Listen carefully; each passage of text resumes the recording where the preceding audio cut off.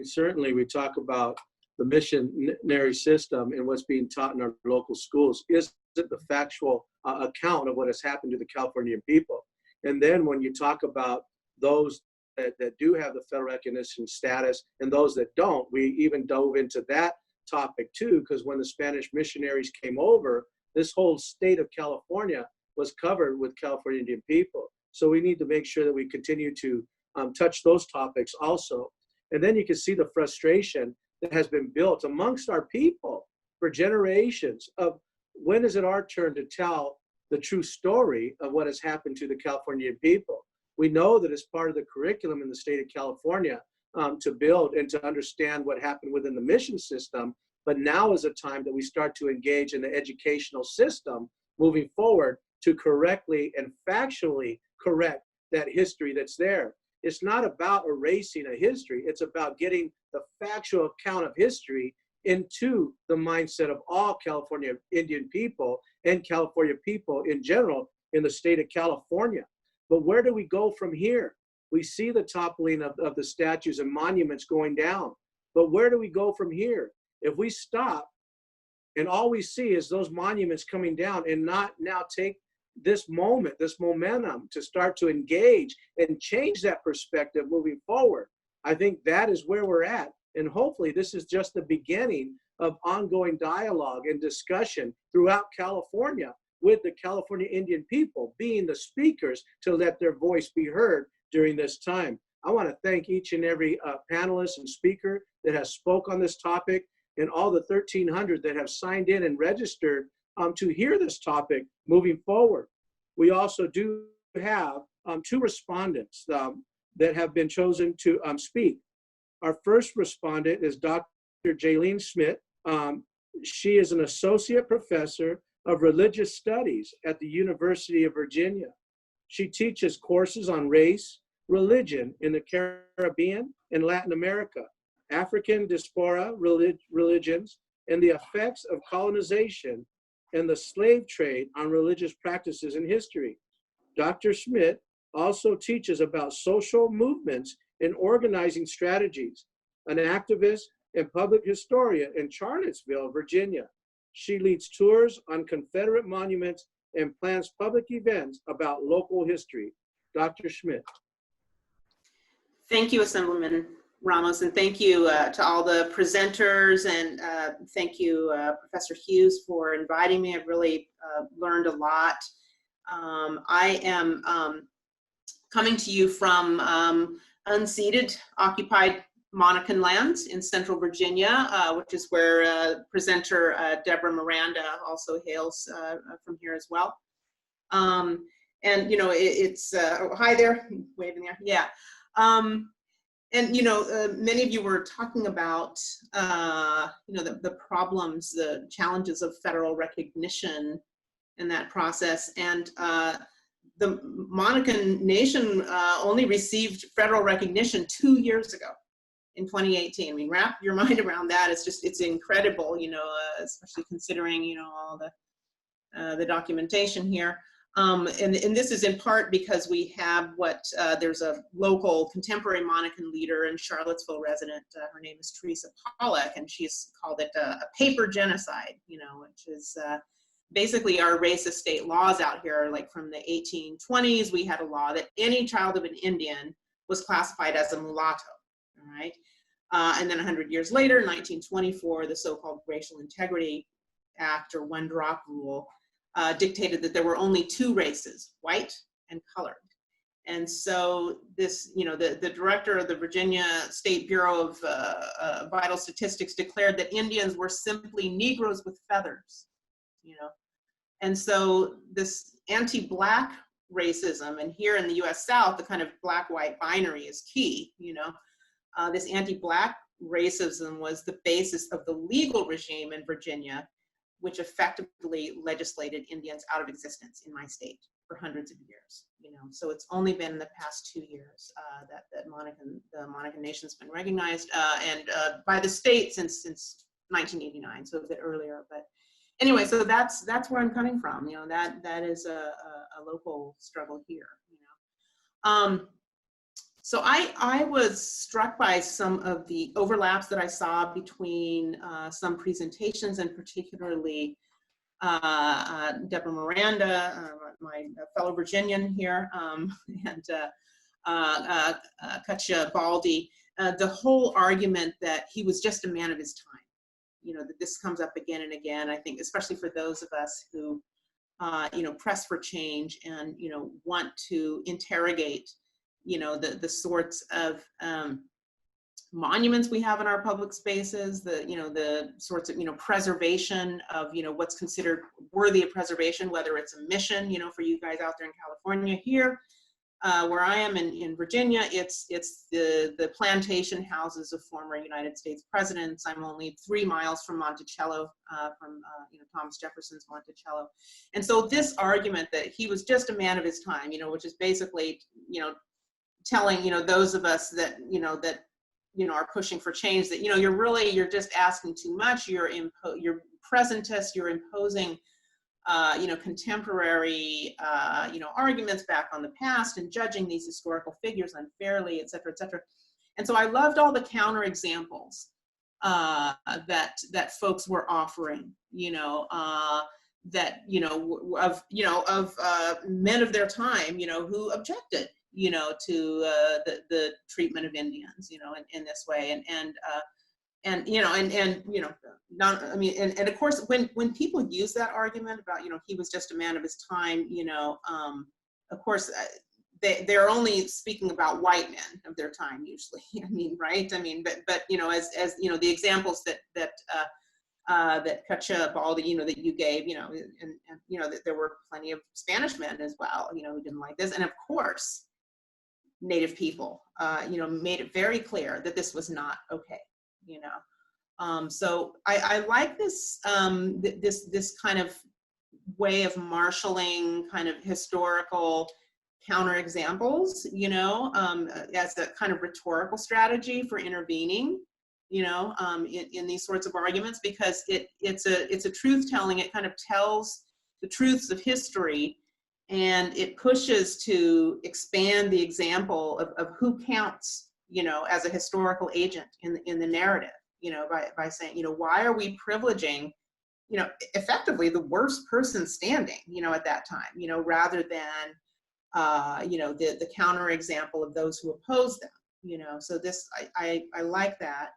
And then, you know, a number of you brought up these iconic mission bells, you know, and you know, and you know, particularly Professor Chavez and Chairman Val and Renya Ramirez, you know, about the, you know, how this is a kind of control of the aural, of the soundscape, as it were, you know, to create, to have the colonizers' time just become all encompassing, or at least the attempt, you know, to do this. So this kind of domination of temporal reality, you know, in that time, and you know, these bells as symbols of regimentation and oppression, you know, historically, and even just, you know, seeing them in the present day, just the, I mean, again, to use, you know, kind of oral metaphors, you know, how this reverberates through the centuries, you know, and just in, you know, in seeing them and yeah, and hearing them,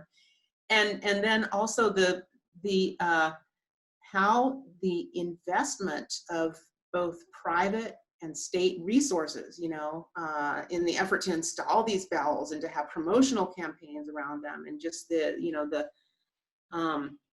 just, you know, the falsity and the, you know, of kind of replicating these sorts of you know, ideas of what, of a kind of gauzy romantic vision of what a mission was, you know, and you know, again, coming from my situation here in Virginia, where we have these plantation homes where, you know, fraternities and sororities, you know, and different organizations, you know, rent them, you know, weddings, you know, you know, can you imagine renting a forced labor camp for your wedding? You know, but that's effectively, you know, what's being done. But, you know, and similarly there with, you know, with these missions, that, you know, this is kind of being held up as some sort of, you know, romantic place, and, you know, just completely effacing all the suffering that happened there. So just that, it's how galling it is, morally, that the state and private resources would be seconded, to this effort of continued, effacement, and also just another theme that came up, through a couple of papers was the, intellectual tools of domination. And here I'm thinking of Professor Chilcote and Professor Baldy, looking at, in the one case, the kind of use of anthropological knowledge by BIA agents, as a feature or function of the federal recognition process, and how this can, kind of cut across certain groups that perhaps aren't as favored, in the anthropological literature, and then also how curriculum in schools, and the indoctrination of young students, with this kind of, these fourth grade, mission history projects. And I'm so glad to hear about your intervention there, Professor Baldy, and your daughter, just really, of course, it sounds like you raised her right, clearly. She just kind of took it and ran with it. It's a wonderful A+, there.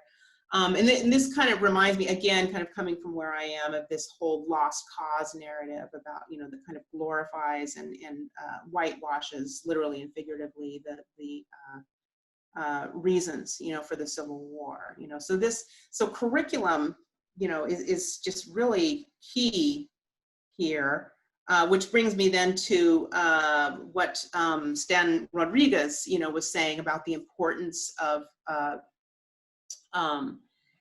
having, having schools, the Kamaya Community College, and kind of, and revitalizing, or teaching, these narratives and this sort of thing is just, so important to be able to kind of wedge our way in there, and to kind of offer,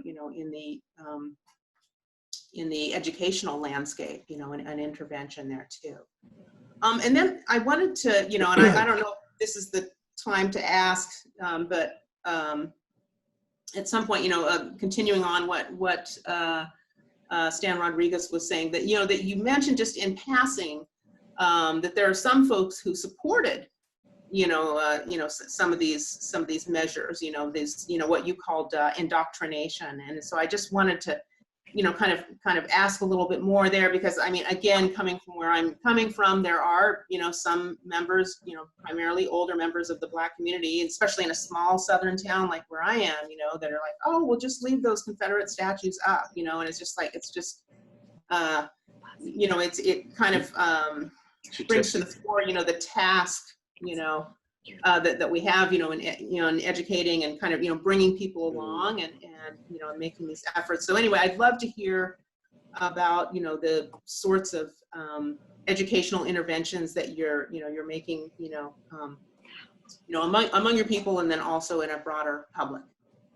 I think, Jennifer, also, I just want to do a time check. I know that we had a hard stop date, our stop time at 6 o'clock. Is that still where we're at? And should we kind of go to the next speaker, or answer some of these questions here, or how did you want to proceed with that? Yeah, so we've extended the stop time a little bit so that we can hear from Amy and still allow for questions. So Amy's next, and okay, and then we've been Mary's been collecting questions. So if people can stick around for an extra 10 minutes, we'd like to have at least 10-15 minutes for questions. So okay.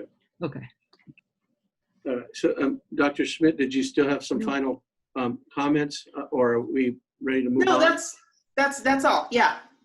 Okay. And so we just announced that we have extended the time. So we're going to have one more speaker, and then hopefully we have time for some of the questions from those that have logged on, right? Yes. Okay. So our next speaker, and thank you for that presentation, responding, Dr. Schmidt. That was great.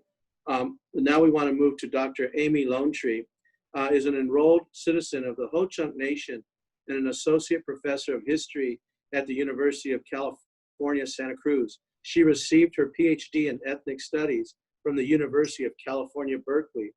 Dr. Lonetree's research focuses on indigenous history visual cultural studies, public history, and museum studies.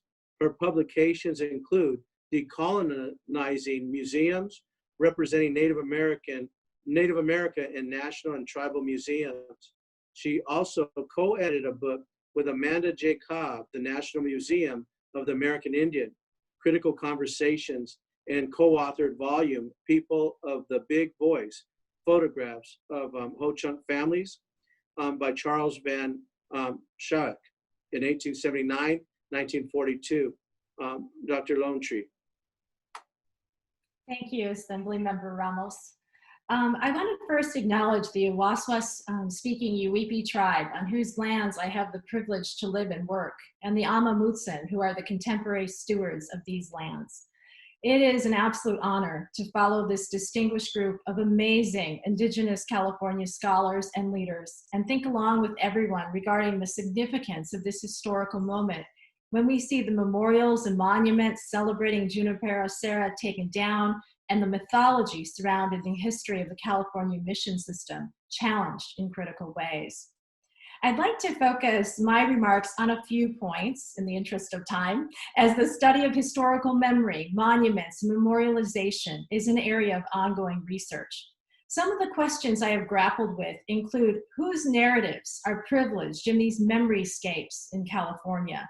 Whose histories are celebrated at the time of a memorial or monument's creation, and which narratives of historical events and historical actors are they seeking to promote? What are the legacies of these representations in the present? Historian Christine DeLucia, in her scholarship on memoryscapes in the Northeast, argues that what makes historic places significant is, quote, the web of relationships that surround them, the historical negotiations and disagreements that give rise to them, the acts of collective memorialization that take place at their installation, the perpetually unfinished aftermath that keeps their material forms and meanings in flux, end quote. So what does it mean then for Indigenous Californians to reassert their presence and celebrate their survivance in these memoryscapes that have previously celebrated a very one-sided version of history? Seeing these monuments and statues to the colonizers throughout our lifetime is an assault to our humanity, as Dakota scholar Vizia Taween has argued. And it is a powerful act of reclamation to assert our presence and resilience in the unfinished aftermath of their removal. We watched the statues of Junipero Serra hit the ground. My favorite is the toppling of the one in downtown Los Angeles on June 20th, when it quickly and violently smashes down on the pavement, and the picture is on the poster for this event. All of these images are meaningful, but that is a particular favorite. Seeing community members watching the statue fall, standing together, smudging, praying, crying, and cheering is an important moment to bear witness to Indigenous Californians celebrating their survival, histories, counter-narratives, and resilience against all odds in the face of settler colonial genocide. So this leads me to the question of what should happen in the unfinished aftermath of these removals.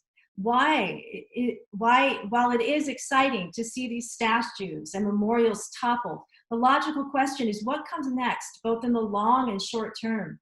In regard to the short term, I want to briefly comment on an experience that I had the privilege of participating in that really informs my thinking on the significance of Indigenous commemorative acts in the wake of removal.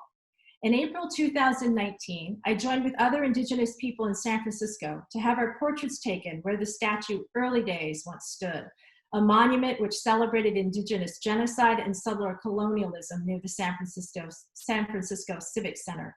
It was a deeply offensive statue of a Spanish cowboy and a missionary standing above a Native person who is laying at their feet, looking up at the colonizers.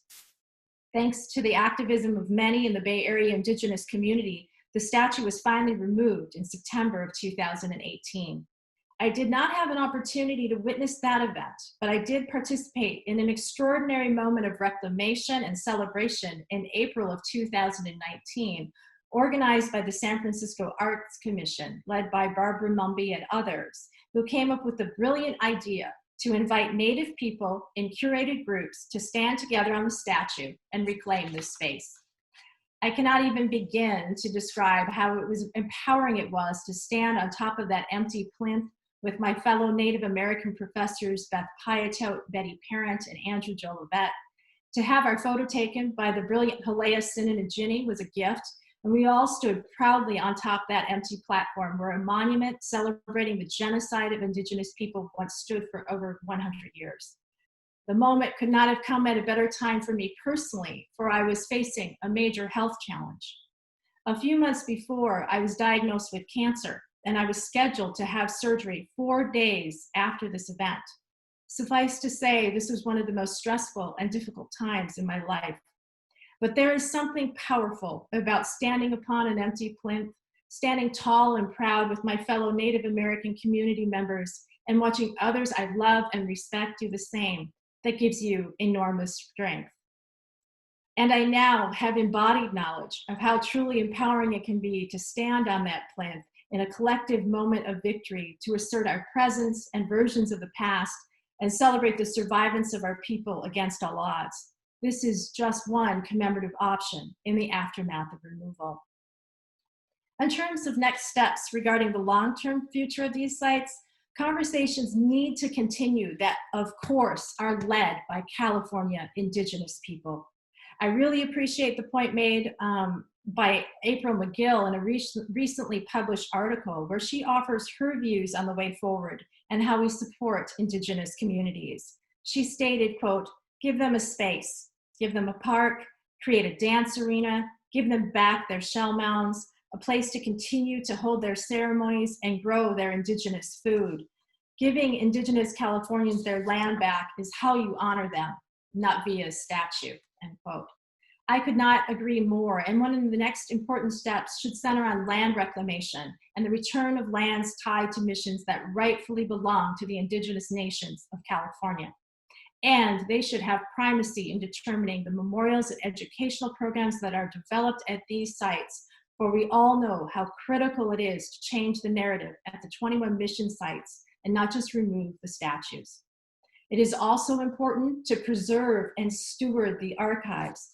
The fire at the San Gabriel mission over the weekend reminds us of the urgency of this work, and state resources need to be devoted to protecting these collections as they are powerful sources of knowledge production and cultural reclamation for Indigenous Californians. The time is now.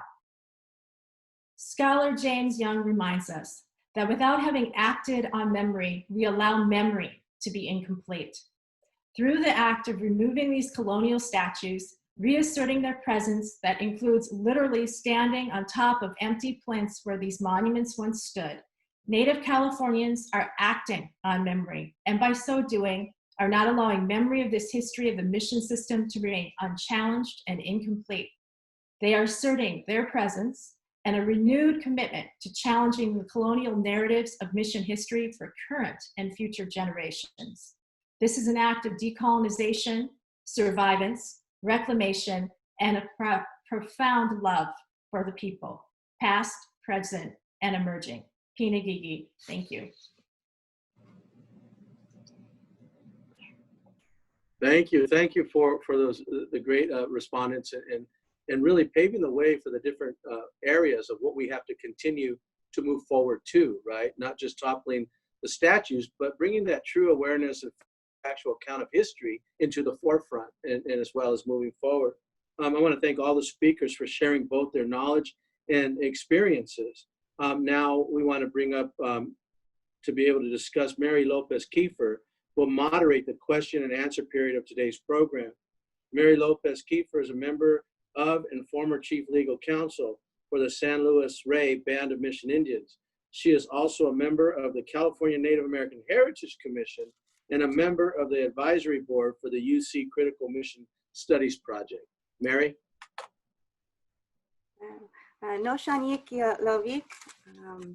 Miyuyam, no tang Mary Lopez Kiefer Yaka, no tang Biowichum, no tang San Luis Rey. Thank you very much. Hello, everyone. My name is Mary Lopez Kiefer. I am Luceño, and I am a member of the San Luis Rey Band of Mission Indians. My tribe was mentioned several times today. So thank you everyone for being here and sticking around for the questions. Just so everyone is aware, it is being recorded, this conference, and it will be available on YouTube, I believe. I am coming to you today, not from my traditional Luiseño territory, but from me, Wakaloni land. And I appreciate them every day for the beauty they allow me to witness in their landscapes.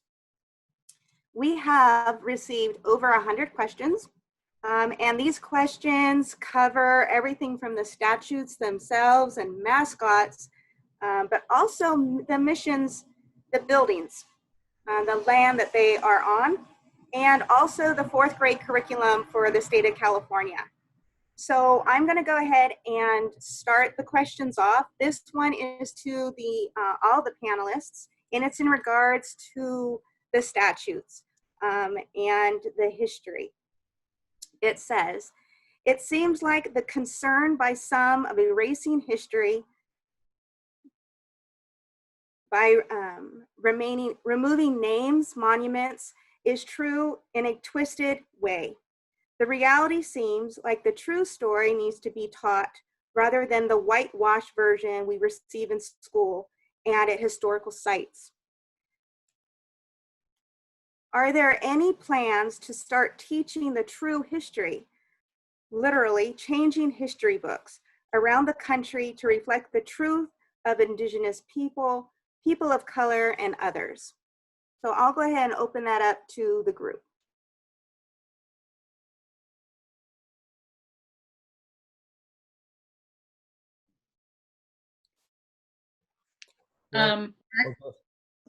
I was just going to say, I think there's actually quite a few books. I'm thinking about Roxanne Dunbar's book, Indigenous History of the United States. Who has a good one? Somebody has a good one about Pablo Toc. Is that Elizabeth Haas? There are quite a few actual history books out there that tell the truth. I think the trick is knowing where to look for them and knowing that they exist in the first place.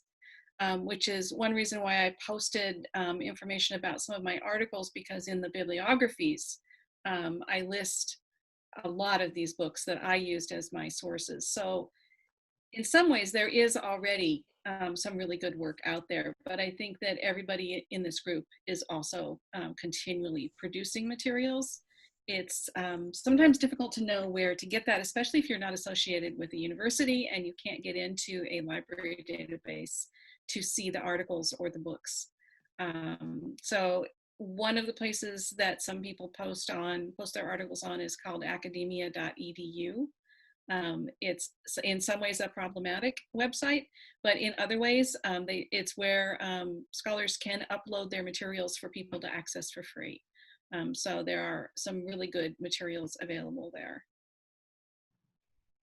Another source that has a lot of information on that is through Sacramento State University, and it's called the California Indian History Curriculum Coalition, and kind of came out of the California Indian Conference back in 2014, and they have a whole page with resources for California Indian History curriculum.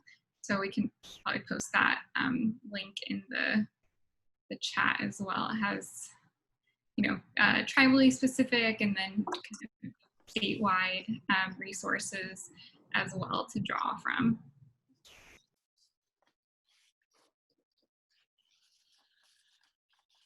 Okay.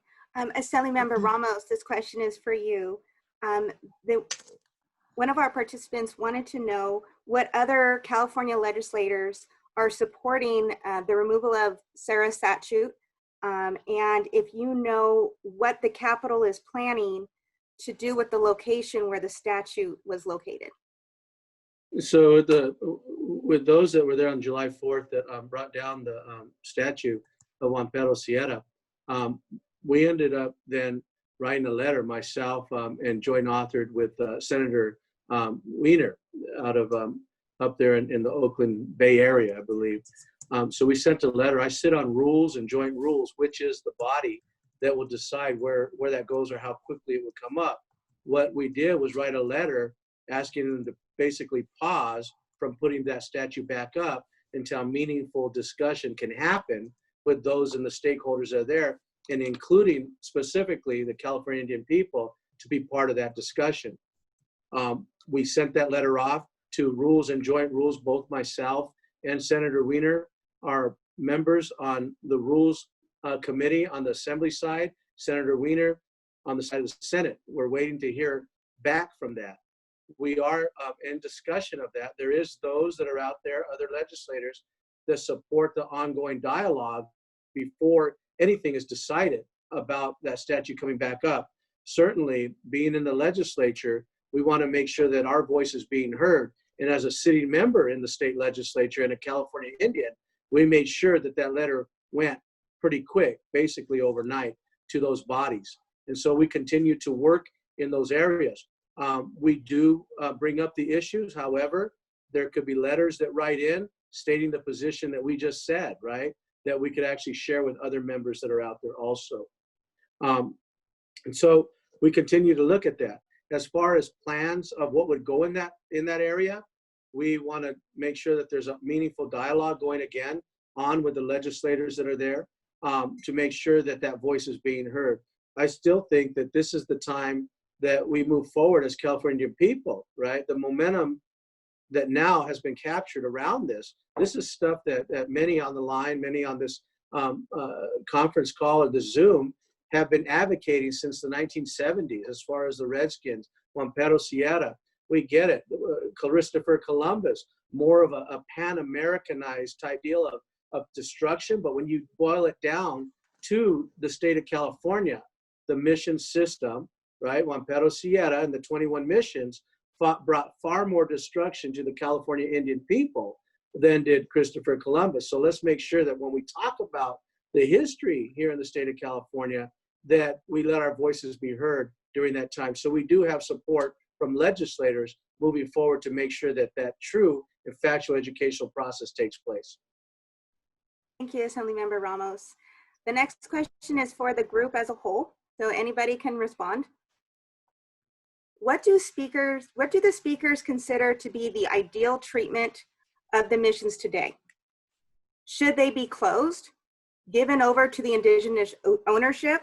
Should they become places of indigenous healing, cultural activities, and interpretation?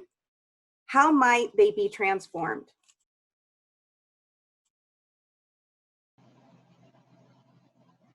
Mary, this is Caroline. I think that I would like to see them be repurposed for cultural centers and truth centers and healing centers. We spoke about this at our last meeting and felt that would be the best place for everybody, including non-Indigenous people. And that's where the truth will be told and the healing begin.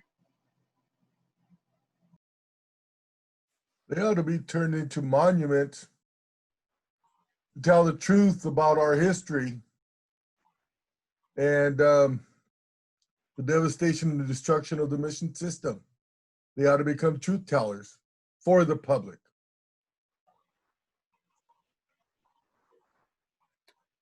I agree. One of the things I've seen at the San Diego mission was they wanted to put on the native graveyard, they wanted to put a bingo hall on top of it. And you don't hear about things like this happening. You know, to be able to have that, you know, what actually took place. It's a place of learning, it's a place of healing. Thank you, everybody. The next question is to all panelists as well. What are your thoughts on expanding the mission story narrative to include mission boarding schools? These institutions were modeled after the missions and continued the work of the Catholic Church. The remains of these schools are unofficial monuments that people visit, but many don't understand their impact on California Indians.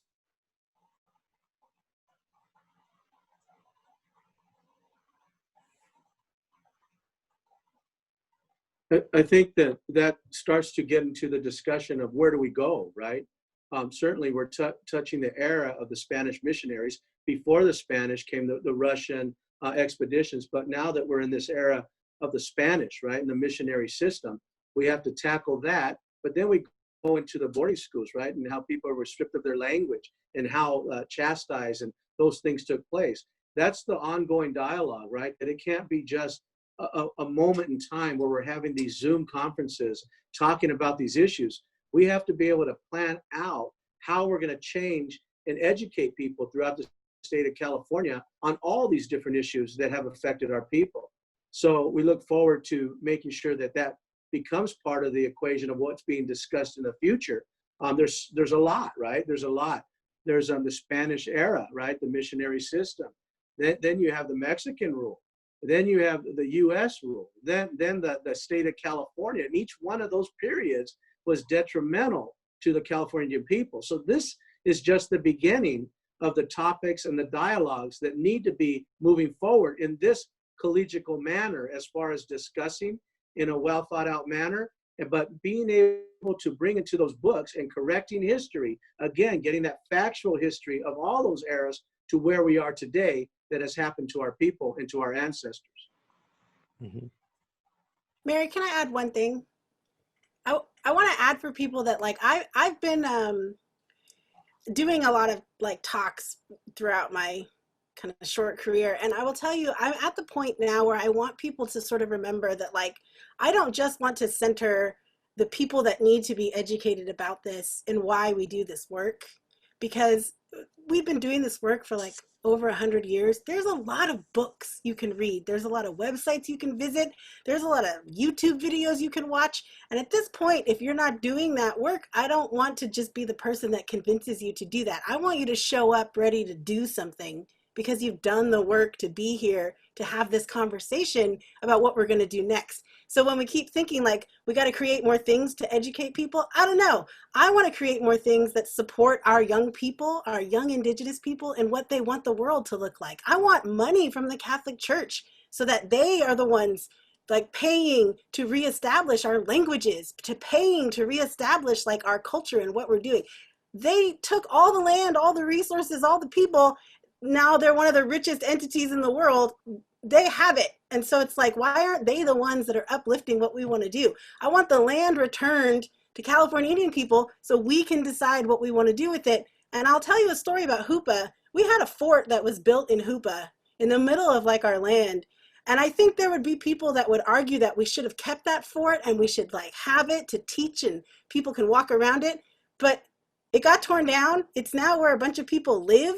And when you think about it, you think about how it was a fort, but that's not the whole history of that place. Before that, it was a place that we gathered and lived. And now it is a place that we gather and live. And I like that story that our young people get to hear about how like we live there, and they call it like the old fort lands, but they know that it's like where we live, where we raise our kids, like where we do our cultural revitalization.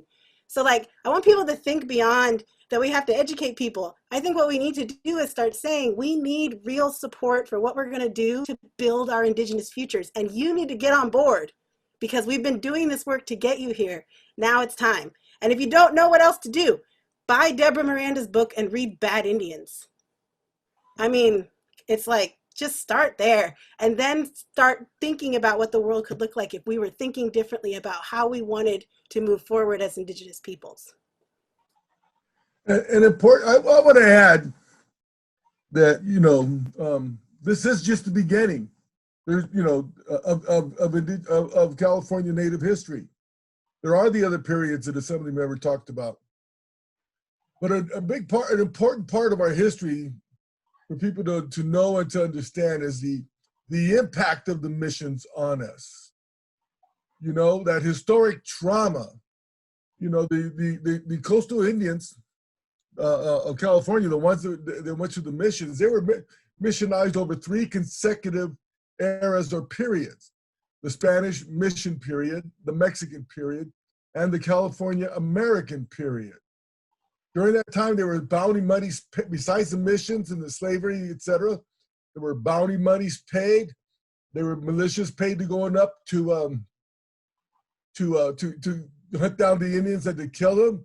One of the very first treasury bonds passed by the state of California was to pay for the extermination of California Indians. How, you know, I mean, how, you know, the church calls us sinful and evil. How sinful and evil is that? Understanding not only the history, but the impact on the people. Our people, they suffer tremendous rates of suicide, of depression, poverty, addiction. It goes on and on. So that's an important thing that has to be part of this discussion. It's not a second discussion to come later. It needs to be part of it. I thank you, Chairman Lopez. We do need to start wrapping up. But for the last question, and I know we fielded this question a lot throughout the conference, but also outside the conference. There are a lot of educators out there, fourth grade teachers and parents. So many parents, they want to know, how can I help bring change to this curriculum? How can I do something? They want to be Dr. Katja Risling-Baldi. How can I bring this information to my students? There is no curriculum right now that's already created so it can be taught in the schools. So what advice would you give the parents and the teachers who want to do this work? And this will be our final question. I just wanted to say a few words about that. I'm working with Val and the Amamutsin and a number of faculty here at UC Santa Cruz, and we're working on developing fourth grade curriculum. And I know there's another project that's going to be also working on this at UC San Diego. And basically, we're working on developing a website so that there would be resources for teachers and material for teachers to have ideas about how to do their curriculum. And then we're also working with the Amamutsin and developing stories from the Harrington Notes regarding, what happened during the missions. So that's one thing that we're doing. So it's important work that needs to be done. And I feel like even this YouTube video would be very helpful for teachers because there's a lot of information that's just part of this YouTube video. But I do think the gathering of the resources so then teachers know what sources to rely on. Like, for example, Deborah Miranda's Bad Indians, and other kinds of projects instead of just the building of the missions, like what Katja was talking about. The stories of resistance, like Stan was talking about and Katja was talking about. And so I feel like our session here, I think, could be an important resource for teachers as well. So thank you.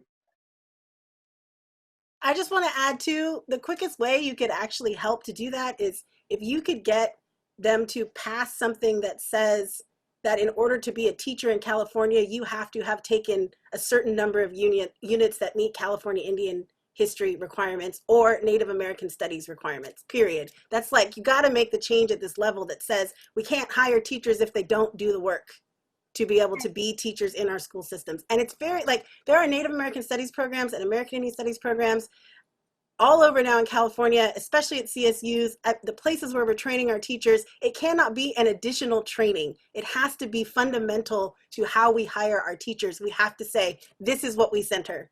And that's how we're going to make sure that you have the requirements to be able to teach this.